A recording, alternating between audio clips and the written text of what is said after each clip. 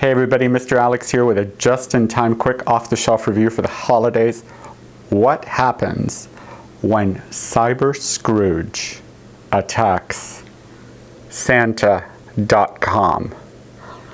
Well, I'm not going to tell you, but I will tell you that the story involves an enterprising elf getting Santa back from vacation, getting some pretty overweight reindeer back into fighting shape, and restoring Santa's sleigh. Why is Cyber Scrooge so unhappy, you might ask? Well, it seems that our villain didn't get something she wanted when she was a child, and she's held this grudge for a very long time.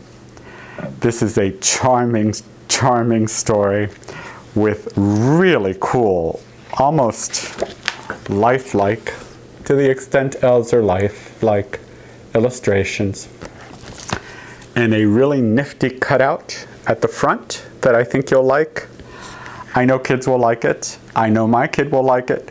I had to tell you I had to go a little slow with my 4-year-old on this story because the plot is a little sophisticated for a 4-year-old, but certainly older kids will get the plot right away.